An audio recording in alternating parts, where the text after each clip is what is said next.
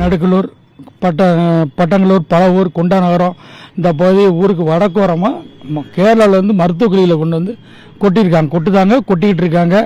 இதை நாங்கள் பல முறை கண்டித்து அவங்க ஒன்றும் நிப்பாட்டின மாதிரி இல்லை. இப்போ சமீபத்தில் இப்போ நடுக்கலூர் பகுதிக்கு வடக்க கொட்டியிருக்காங்க. இது நம்ம கிராம அலுவலர்கள் எல்லாரும் பார்த்து உடனே காவல்துறைக்கு அதிகாரிகளுக்கும் நாங்கள் இன்ஃபார்ம் பண்ணி உடனே அதை அகற்றும்படி சொல்லி அவங்க அகற்றியிருக்காங்க. ரொம்ப சந்தோஷம். இனிமேலும் இந்த அடுத்த மாநிலத்து இங்கே கேரளா மாநிலத்திலிருந்து இங்கே இந்த குப்பை கழிவுகள், மருத்துவ கழிவுகளை கொட்டாத அளவுக்கு நடவடிக்கை எடுக்கணும். இதுக்கு ஒத்துழைத்த அனைத்து அதிகாரிகளுக்கும் காவல்துறையினருக்கும் ரொம்ப நன்றி.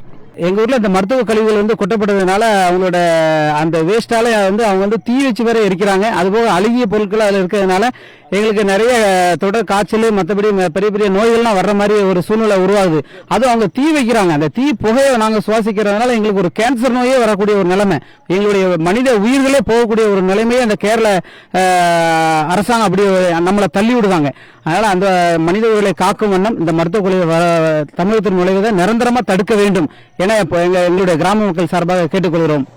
கொண்டாநகர தலைவர், பஞ்சாயத்து தலைவர், கொண்டாநகர வில்லேஜில் கேரளாவில் இருந்து கேன்சர் சென்டர் குப்பைகளை இங்கே கொண்டு கொட்டி பல மாடுகள் எல்லாம் சேதமடைந்து மக்கள் அதை கண்டு மாவட்ட ஆட்சியருக்கு வர போய் மாவட்ட ஆட்சியர் உடனடியாக அந்த குப்பையை அகற்ற கோரி நடவடிக்கை எடுத்ததுக்கு மாவட்ட ஆட்சியருக்கு ரொம்ப நன்றி தெரிவித்துக் கொள்கிறோம்.